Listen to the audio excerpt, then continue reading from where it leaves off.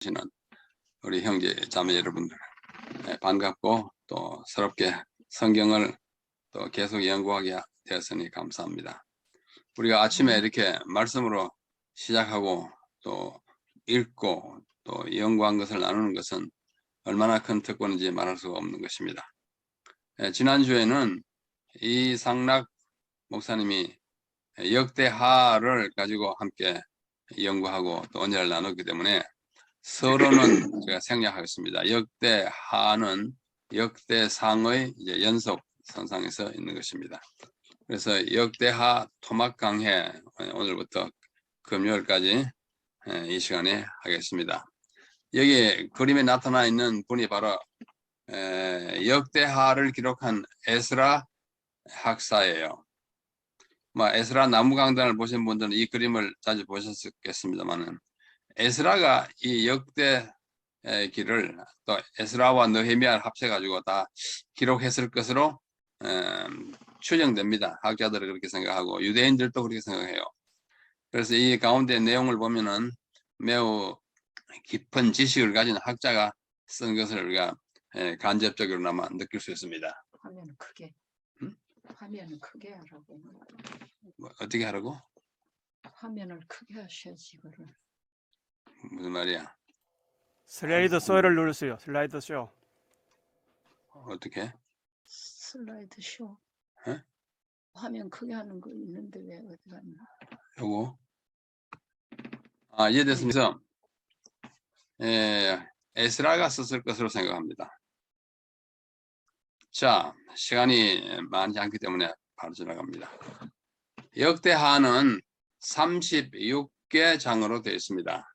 36개, 36장을 5일에 나누기 때문에 다른 날보다 조금 많은 장수를 하루에 감당하게 되었습니다. 오늘 제1일은 1장부터 9장까지 이 전체가 솔로몬의 치세입니다. 솔로몬까지를 우리는 유다 또는 이스라엘의 통일왕국이라 그럽니다.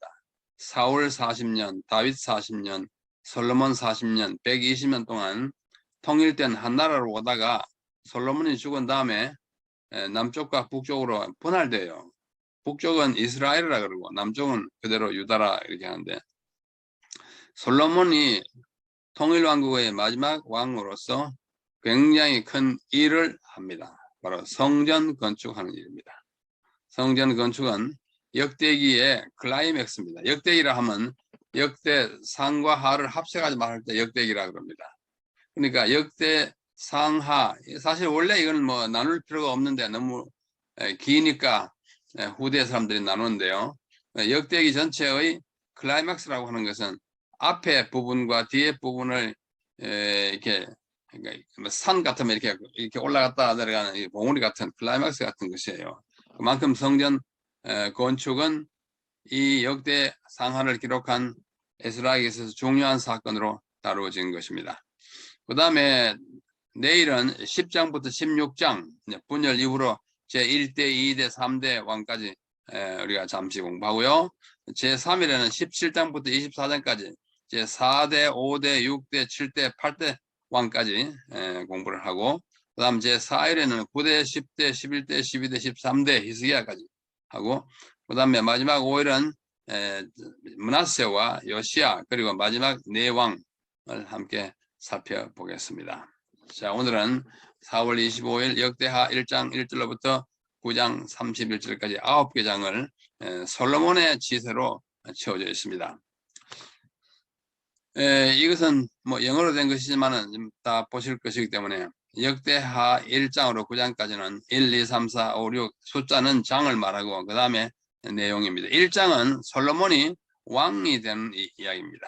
왕이 돼가지고 기브온이라는 곳으로 가서 아주 엄청나게 많은 제물을 들여서 1000번제를 드리고 기도하고 하나님께서 그 기도를 들어주시는 이야기가 나오고 2장은 이제 성전을 짓고자 이제 생각하고 그것을 위해서 준비하는 것이고 3장부터 짓기 시작합니다. 4장은 그 내부 시설들을 이제 확충하고 5장은 마침내 다 세워져서 거룩한 성전으로 봉헌되고 6장에 보면 그 성전을 위한 솔로몬의 기도가 있습니다. 7장에는 이제 그 불이 내려와서 하나님께서 그것을 받으시고 응답하시는 것이고 8장에 보면은 그 솔로몬의 다른 일들이 아주 잘 진행되고 있고 9장에는 그의 지혜가 얼마나 놀라운지를 보여주는 일인데 그 구체적인 예로 스바의 여왕이 와서 솔로몬을 지혜를 시험하고 또 예방하여 예물을 주고받는 이야기가 되었습니다. 전적으로 솔로몬에 관한 이야기가 1장부터 9장까지 이루어져 있습니다. 자, 첫째, 솔로몬의 치세 1장부터 9장까지인데요. 솔로몬은 대략 BC 970년부터 930년까지 약 40년 동안 치세합니다. 그 이야기가 1장 1절로 10절쯤에 나와 있고요. 솔로몬이 즉위하자마자 우리 역대하 1장에 보면은 특별한 용어가 사용되어 있어요.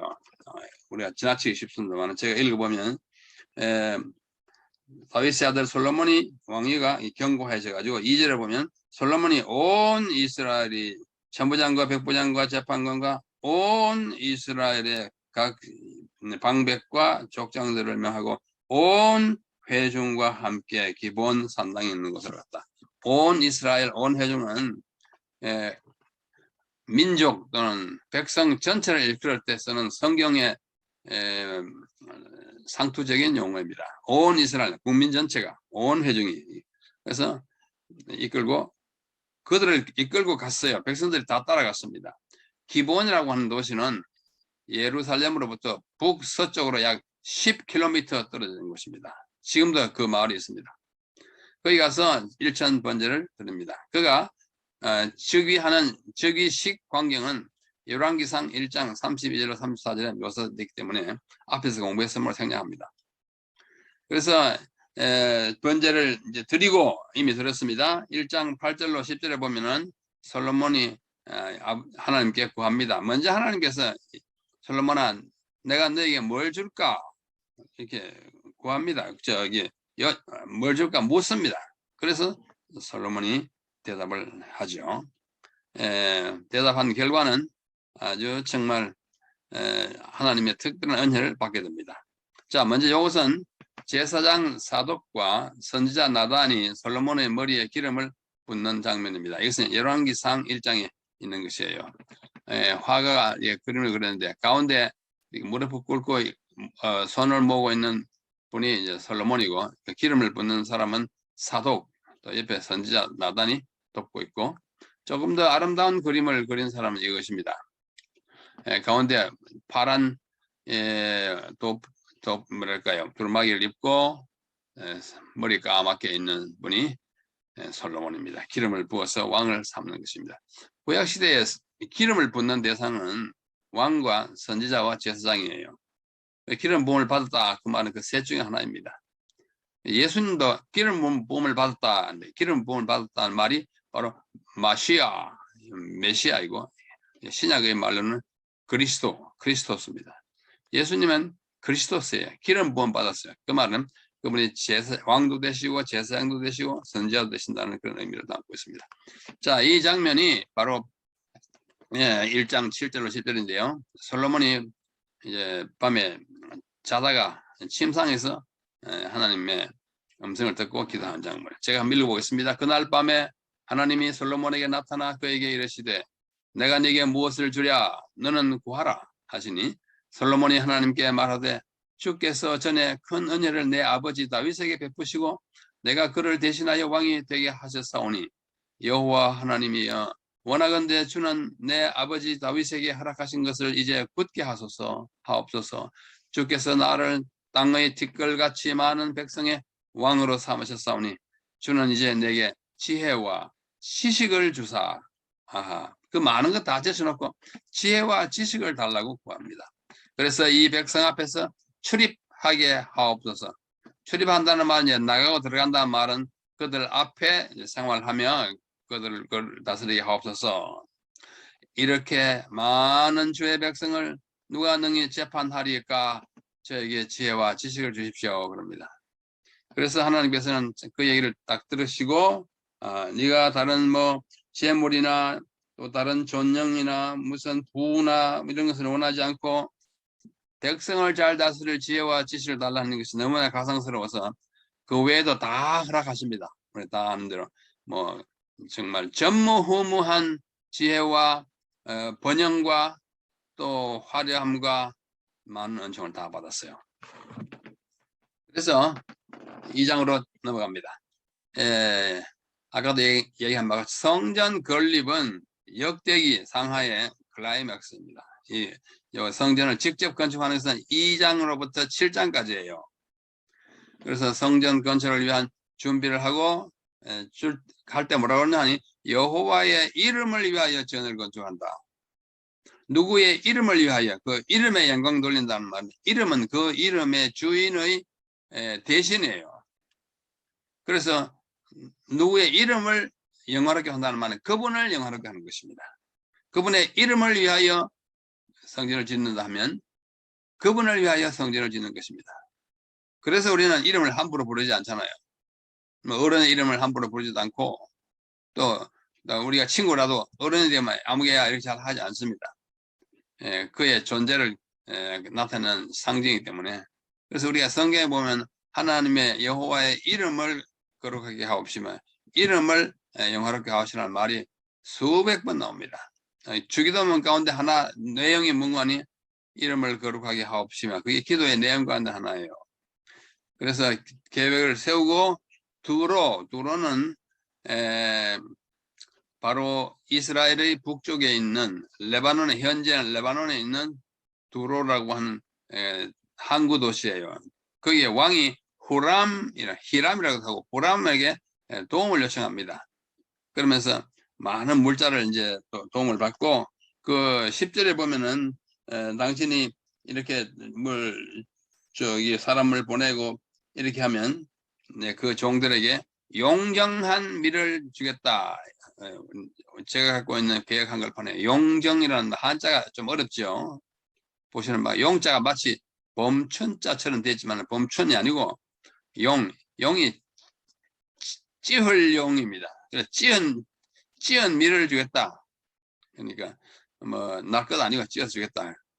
그래서 후람이 답장을 하고 그 다음에 그 짓기 시작하는데 이방인을 조사하니까 이방인 인구수가 15만 3,600인데 이들을 담군 7만, 작벌을 하는데 8만, 감독 36만 등으로 나누어서 분담시킵니다.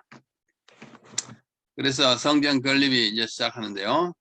3장은 성전문을 건축하고 그다음 4장은 성전 내부를 장식하고 5장은 언약궤를 성전으로 가져옵니다.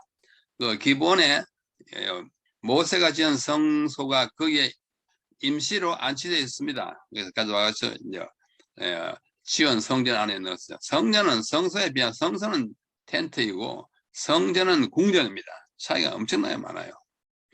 그래서 언약궤를 성전에 가져와서 하나님의 영광이 나타납니다.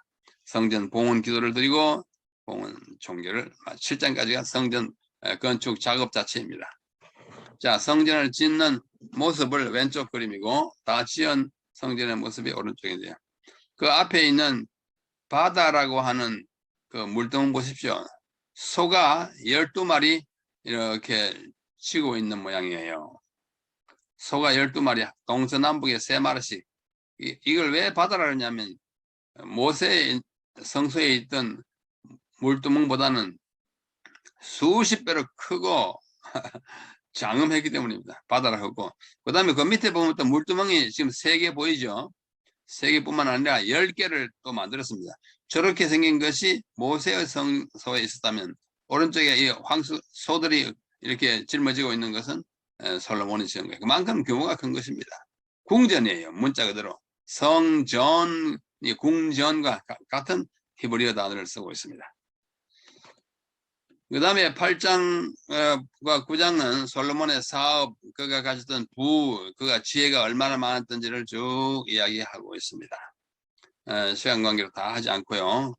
솔로몬의 공적 사업, 솔로몬의 역군들과 장관들이 얼마나 많이 있다고, 그 다음에 바로의 딸을 데리고 와서 자기 아내를 삼습니다.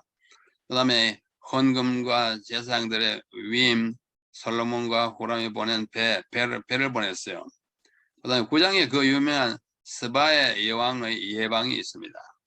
스바. 좀 이따 좀 이야기하겠습니다. 그 다음에 9장 13절로 28절에는 그 부와 지혜가 얼마나 많았는지 뭐 정말 이 인간으로 이 땅에 오신 정말 존재 가운데 가장 부하고 또 지혜가 많았어요. 열왕기에 있죠. 그가 뭐 온갖 초목을 다 논하고 잠언을 뭐 1000개나 말하고 굉장하지 않습니까? 그래서 9장 마지막에 솔로몬의 통치가 끝납니다. 여기 제가 파란 색깔을 칠한 스바의 여왕의 방문이 좀 특이하기 때문에 제가 오늘 더 자세히 말씀드리겠습니다. 이게 스바의 여왕이 솔로몬을 방문한 장면을 화가가 그린 것입니다. 이보다 더 화려했을지 또는 이보다 덜 화려했을지 알 수 없지만 화가의 상상으로 그린 것입니다. 스바의 여왕이 아주 왕관을 쓰고 많은 수행인들과 함께 엄청난 예물을 가지고 왔어요. 그래서 솔로몬이 정말로 지혜 있고 엄청나다 하더라 해가지고 보러 왔습니다. 이 스바라고 하는 곳에 국제 무역을 하는 상인이 있었다고 합니다. 그 사람이 이제 이스라엘을 출입하면서 이스라엘 나라의 성전이 어마어마하고 또 궁전도 어마어마하고 솔로몬이 굉장한 그 지혜를 가졌음을 보고 자기 나라에 가서 이제 보고를 합니다. 그래서 그 보고가 이 여왕의 귀에까지 들어갔어요. 그래? 세상에 그런 곳이 있냐? 세상에 그런 사람이 있냐? 그 지혜가 무슨 지혜가 그렇게 많으냐? 내가 한번 가봐야 되겠다 하고 많은 수행원을 끌고 솔로몬을 찾아왔다고 합니다. 이것은 성경에 없지만은 성경 밖의 문헌들에 기록된 내용입니다. 일종의 뭐 전해 내려온 이야기죠. 그렇다고 막연한 전설은 아니에요. 상당히 근거가 있는 것입니다. 그래서 그에게 와가지고 꽤 여러 날 머뭅니다. 성경에는 며칠 머문다는 말은 없지만 머물면서 이것저것 보고 대접도 받고 질문도 하고 성경에 보면 이제 여러 가지 까다로운 질문을 했더니 솔로몬이 다 그야말로 응구첩대 말만 하면 척척 대답해내는 그런 일을 하게 됐어요. 그런데 이 스바의 여왕은 누구의 후손이고 어디서 왔는가? 이게 우리의 관심사입니다. 창세기 10장 1절로 9절에 있는 족보를 보면은 노아의 후손들의 족보가 나옵니다. 노아는 아시는 대로 셈과 함과 야벳 세 아들을 낳습니다.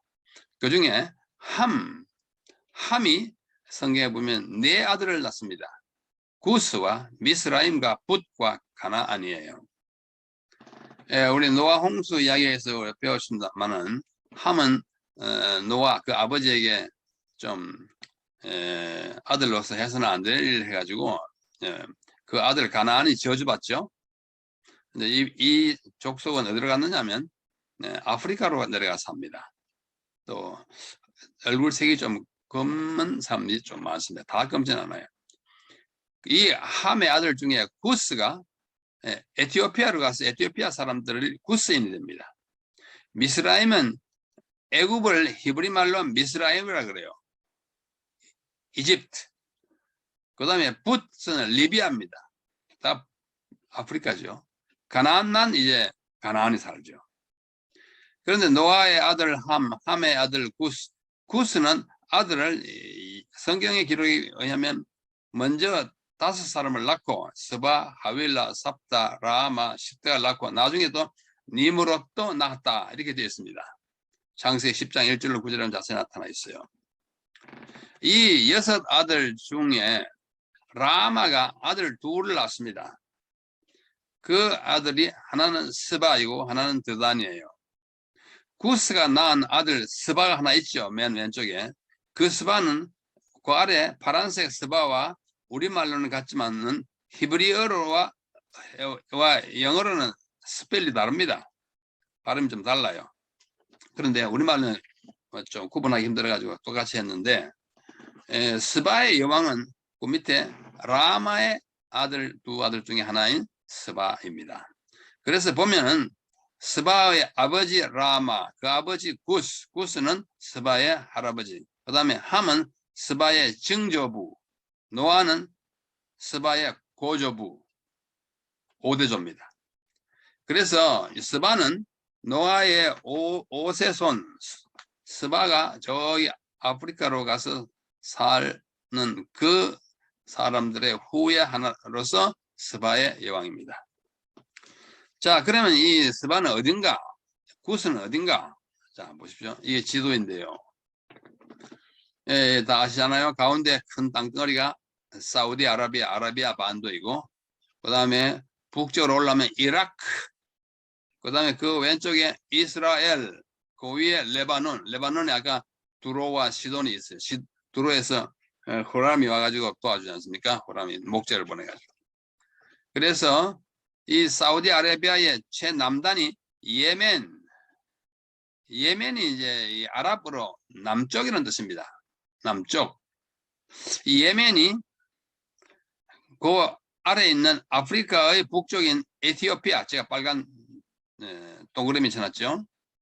이 에티오피아와 예멘이 가운데 바다를 홍해, 그 다음에 아덴만을 가운데 두고 두 아라비아와 아프리카의 이 두 지역이 원래는 한 나라였습니다. 옛날에. 그래서 스바는 저기 예멘과 함께 에티오피아에도 그 스바의 종족이 살고 예멘도 삽니다. 그래서 옛날에 한 나라였기 때문에 가운데 그 만이 조그맣게 이제 붙었잖아요. 거기서 왔어요. 스바의 왕은 오늘날의 예멘에서 왔다고 생각. 거기 가면은 사바라고 하는 지역이 있습니다. 옛날 고대 왕조가 있어요. 거기서 왔을 거라고 생각하고, 그 다음에 구스는 바로 에티오피아의 국민이 됐잖아요. 그래서 거기서 와가지고 그 멀리 그 사막을 가로질러서 아마 여러 달 걸렸습니다. 가는 데 오는데 뭐 몇 달씩 걸렸어요. 특이한 일이 벌어진 것입니다. 그래서 와가지고 스바 여왕이 솔로몬에게 정말로 지혜가 놀랍다니 질문을 가지고 왔어요. 질문을. 그 에티오피아의 고대 역사에 보면 스바의 여왕의 가지고 온 질문이 22개였다고 합니다. 22개였다 그래요. 그 스바의 여왕의 이름은 뭐예요? 맨 꼭지에 마케이다. 이것이 에티오피아 문헌에 나오는 스바의 여왕의 이름입니다. 마케이다예요. 이 마케이다가 성경에는 이름이 없지만은 질문을 가지고 솔로몬에 왔는데 22개의 질문 가운데 제가 다 들을 수는 없고 샘플로 한 5개만 제가 한번 들어볼게요. 성경의 내용은 우리가 다 아는 것이니까. 자, 이 마케다라고 하는 스바의 여왕이 묻습니다. 한 여인이 자기 아들에게 네 아버지는 내 아버지이고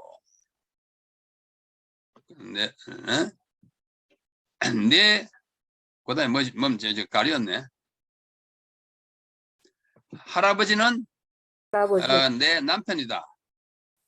너는 내 아들이고 나는 내 누이다 라고 했는데 누가 누구에게 말한 것입니까? 라고 이 마케이다라는 여왕이 묻자 그러더니 이 솔로몬은 뭐라고 했어요? 그것은 말할 것도 없이 누구예요? 롯의 딸이 그 아들에게 한 말이죠. 그랬어요. 왜 그럴까요? 네 아버지는 누구야? 롯의 딸이 낳은 아들의 아버지는 누구야? 롯의 아버지자. 아니요. 롯의 그 딸의 아버지잖아요. 딸의 아버지가 또 그 딸이 낳은 아들의 아버지도 되잖아요. 왜냐하면 자기 아버지와 근친 상관해가지고 낳은 아이기 때문에. 그렇죠? 그 다음에 할아버지는 내 남편이다. 그렇잖아요? 예? 외할아버지. 예, 외할아버지. 내 외할아버지는 내 남편이다. 맞죠? 너의 어머니의 아버지가 외할아버지고 또 그는 나의 남편이잖아요. 그 다음에 너는 내 아들이죠. 맞죠? 그리고 나는 내 누나다. 왜? 너의 아버지의 딸이니까 누나죠. 예, 이런 우리가 보기에는 좀 이상하지만은 이런 질문을 했다고 솔로몬이 금방 알아맞혔어요. 둘째, 살아 있을 때는 움직이지 않다가 머리가 잘리면 움직이는 것이 무엇입니까? 하더니 솔로몬이 그것은 나무입니다. 나무는 살아있는 동안에는 움직이지 않고 가만히 있다가 그 다음에 배 가지고 잘리면은 그것이 배로 만들어지면 배 바다 위로 쭉 떠나가는 것입니다. 스바 여왕이 깜짝 놀라가지고 정말 신기하다 하면서 또 묻습니다. 셋째, 한 여인이 두 남자와 결혼을 했고 후에 두 아들을 낳았는데 이 네 사람의 아버지는 한 사람입니다. 그 여인은 누구입니까? 솔로몬이 금방 맞췄어요. 다말 그랬어요. 뭐 퀴즈 열차 같이 탁탁 맞춥니다. 한 여인이 이 다말이요. 두 남자와 결혼했어요. 유다의 두 아들 엘과 오난과 결혼했죠. 그러나 그 엘과 오난이 각각 범죄해가지고 죽습니다. 그런데 셋째 아들이 크기를 기다렸는데 그 당시에 결혼 제도가 그렇게 했기 때문에 기다렸는데 그 시아버지가 셋째 아들과 결혼을 시켜주지 않기 때문에 화가 나가지고 그 아버지를 좀 농락하잖아요. 시아버지를. 저 창세기 38장에 나옵니다. 저기 어디 출장 갔다 오는데 길목에 서 있다가 아주 음료로 가장을 해가지고 그 시아버지를 속여서 시아버지와 동침합니다. 그런데 난 아이가 쌍둥이였어요. 이게 그 이야기입니다. 한 여인이 두 남자는 유다의 아들 두 엘과 오난과 결혼했고 후에 두 아들을 낳았는데 이 두 아들은 그 시아버지와 관계에서 낳은 아들이에요. 이 네 사람의 아버지는 한 사람 맞죠?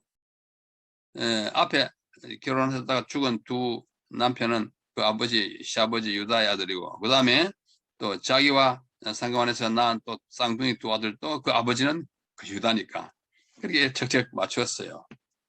아주 유대인들이 아마 이런 질문을 만들어냈을 것 같습니다. 그 당시에 기록이 없었으니까. 자, 그 다음에 4번 넷이 죽음의 땅에 들어갔다가 살아서 나왔고 둘은 생명의 땅에 들어갔다가 죽어서 나왔는데 이들은 누굽니까? 그 넷은 다니엘과 하나냐와 미사엘과 사스라이고 그 죽음의 땅에 저기 불구덩이에 들어갔다가 살아나왔고 둘은 생명의 땅에 성소에 들어갔다가 죽어 나왔죠. 나답과 아비우입니다. 그러니까 아마 아이들 말로 스바 여왕이 꼭 갔을 것입니다. 그 다음에 5번째 다음으로 여왕은 톱으로 벤 백향목 기둥을 가져오라고 한 후에 솔로몬에게 어느 쪽이 뿌리가 있었고 어느 쪽에 가지가 있었는지를 말해 보시오 했더니 솔로몬이 그 나무 기둥을 물에 던지라고 딱 했더니 물에 던지면 약간 이렇게 무거운 쪽이 잠깐 물에 들어가고 그 다음에 그쪽이 아래로 들어가니까 그쪽이 뿌리였던 것이라고 맞춥니다. 이것을 포함해가지고 한 22개 했다고 하는데요. 뭐 이게 뭘 했느냐 뭐 다 알 필요가 없죠. 문헌에 다 나와 있어요. 자, 우리는 인간이 뭐 조금 지혜롭다, 좀 잘났다, 이거는 다 50보 100보이고 다 도토리 키재기입니다. 하나님이 주시는 지혜를 가진 사람은 이 세상에 그 어떤 지혜로도 학식으로도 그것을 능가할 수가 없어요. 우리 사랑하는 우리 믿음의 형제 자매 여러분, 우리가 세상적으로 조금 뭐 IQ가 높다 이거 자랑하지 마십시오. 우리는 하나님이 주신 지혜로 살 때에 그것이 영원한 가치가 있는 것입니다. 우리 아침마다 이 기도회를 이제 해왔고 또 하는데요. 이 기도회를 우리가 때로는 우리가 뭐 깊은 죄를 지었으면 아주 통회하는 마음으로 엄숙하기도 합니다만은 좀 기쁘게 기도하는 것도 저에게는 중요하다고 생각합니다. 우리 아버지한테 뭐 달라고 할 때 항상 매끈하게 가지고 아버지 뭐 주십시오 이렇게 하지 않잖아요. 아빠 뭐 주세요. 그런 기분도 우리 기도에는 필요하다고 생각이 듭니다. 우리 역대하 공부하면서 좀 역대하는 굉장히 기쁜 일이 많아요. 그래서 좀 기도도 정말 뭐 가볍다고 생각하시면 아주 엄숙하게 하십시오. 그러나 우리가 아버지 하나님께 드리는 기도는 그저 무언가 뭐 하나 주십시오. 천국에서 어떠시 그렇게 하는 기도도 우리 습관적으로 좀 필요하지 않나 생각합니다.